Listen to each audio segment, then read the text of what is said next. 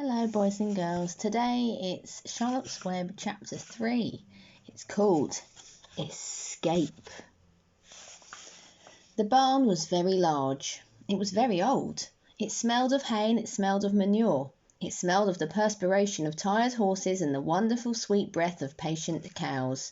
It often had a sort of peaceful smell, as though nothing bad could ever happen again in the world. It smelled of grain and of harness, and of axle grease, and of rubber boots, and of new rope. Whenever the cat was given a fish head to eat, the barn would also smell of fish. But mostly it smelled of hay, for there was always hay in the great loft up overhead, and there was always hay being pitched down to the cows and the horses and the sheep. The barn was pleasantly warm in winter, when the animals spent most of their time indoors, and it was also pleasantly cool in summer, when the big doors stood wide open to the breeze. The barn had stalls on the main floor for the workhorses, tie-ups on the main floor for the cows, a sheepfold down below for the sheep, a pig pen down below for Wilbur, and it was full of all sorts of things that you might find in barns.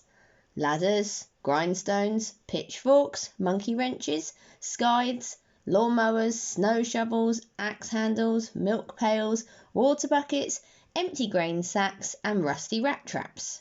It was the kind of barn that swallows like to build their nests in. It was the kind of barn that children like to play in. And the whole thing was owned by Fern's uncle, Mr. Homer L. Zuckerman. Wilbur's new home was in the lower part of the barn, directly underneath the cows. Mr. Zuckerman knew that a manure pile is a good place to keep a young pig. Pigs need warmth, and it was warm and comfortable down there in the barn cellar on the south side. Fern came almost every day to visit him. She found an old milking stool that had been discarded, and she placed the stool in the sheepfold next to Wilbur's pen. Here she sat quietly during the long afternoons, thinking and listening and watching Wilbur. The sheep soon got to know her and trust her. So did the geese, who lived with the sheep. All the animals trusted her. She was so quiet and friendly. Mr. Zuckerman did not allow her to take Wilbur out, and he did not allow her to get into the pig pen. But he told Fern that she could sit on the stool and watch Wilbur as long as she wanted to. It made her happy just to be near the pig, and it made Wilbur happy to know that she was sitting there right outside his pen. But he never had any fun. No walks, no rides, no swims. One afternoon in June, when Wilbur was almost 2 months old, he wandered out into the small yard outside the barn. Fern hadn't arrived for her usual visit. Wilbur stood in the sun, feeling lonely and bored. "There's never anything to do around here," he thought. He walked slowly to his food trough and he sniffed to see if anything had been overlooked at lunch.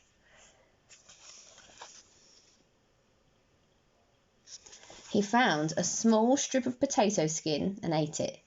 His back itched, so he leaned against the fence and rubbed up and down against the boards. When he was tired of this, he walked indoors, climbed to the top of the manure pile and sat down.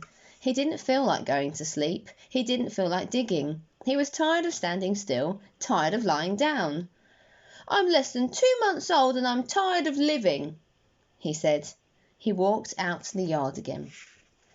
"When I'm out here," he said, "there's no place to go but in.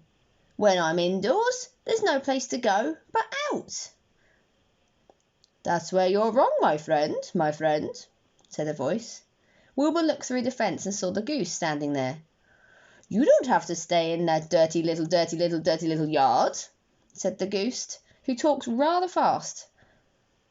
"One of the boards is loose. Push on it, push on it and come on out."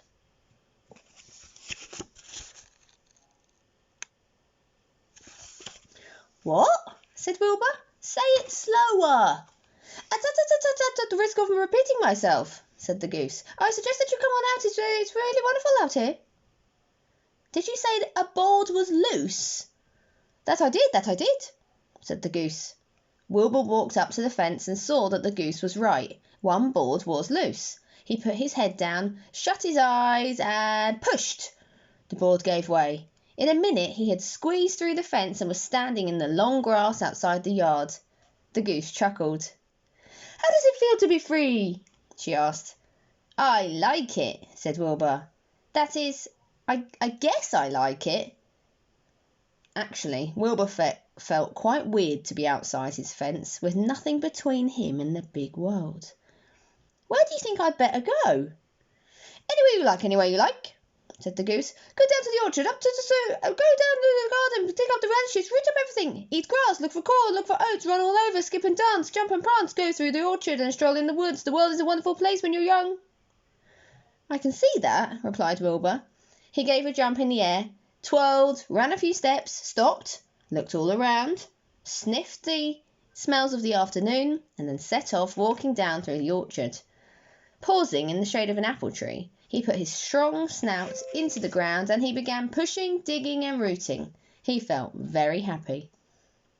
He had ploughed up quite a piece of ground before anyone noticed him. Mrs. Zuckerman was the first to see him. She saw him from the kitchen window and she immediately shouted for the men. "Homer!" she cried. "Pigs out! Lurvy! Pigs out! Homer! Lurvy! Pigs out! He's down there, under the apple tree." "Now the trouble starts," thought Wilbur. "Now I'll catch it." The goose heard the racket and she too started hollering. "Run, run, run, run, run! Downhill! Make for the woods!" she shouted to Wilbur. "They'll never catch you in the woods." The cocker spaniel heard the commotion and he ran out from the barn to join in the chase. Mr. Zuckerman heard and he came out of the machine shed where he was mending a tool. Lurvy, the hired man, heard the noise and came out from the asparagus patch where he was pulling weeds. Everybody walked towards Wilbur, and Wilbur didn't know what to do. The woods seemed a long way off, and anyway, he had never been down there in the woods, and he wasn't sure he'd like it. "Get round behind him, Lurvy," said Mr. Zuckerman, "and drive him towards the barn, and take it easy. Don't rush him. I'll go and get a bucket of slops." The news of Wilbur's escape spread rapidly amongst all the animals on the place. Whenever any creature broke out of Zuckerman's farm, the event was of great interest to the others. The goose shouted to the nearest cow that Wilbur was free, and soon all the cows knew. Then one of the cows told one of the sheep, and soon all the sheep knew. The lambs learned about it from their mothers.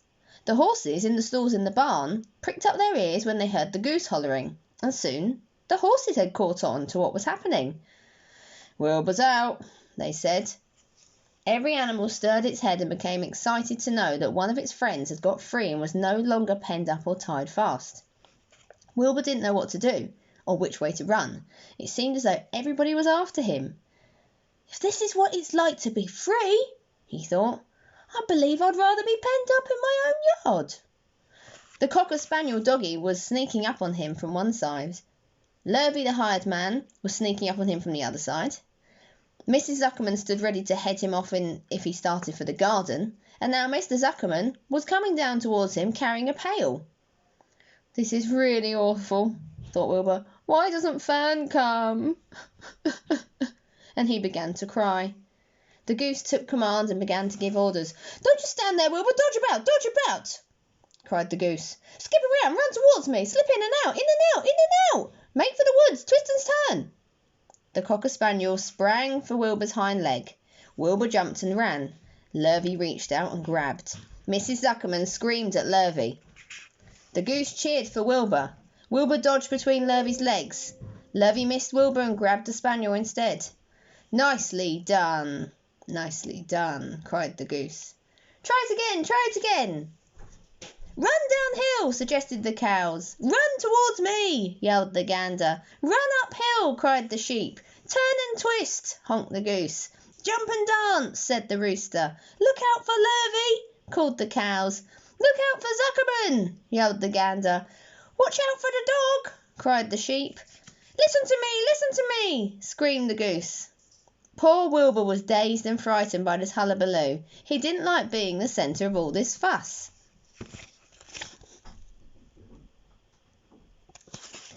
He tried to follow the instructions his friends were giving him, but he couldn't run downhill and uphill at the same time. He couldn't turn and twist when he was jumping and dancing, and he was crying so hard he could barely see anything that was happening. After all, Wilbur was a very young pig, not much more than a baby really. He wished Fern were here to take him in her arms and comfort him. When he looked up and saw Mr. Zuckerman standing quite close to him, holding a pail of warm slops, he felt relieved.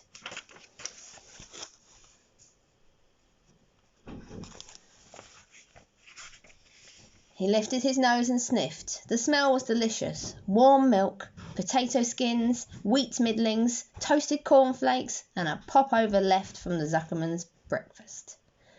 "Come, pig," said Mr. Zuckerman, tapping the pail. "Come, pig." Wilbur took a step towards the pail.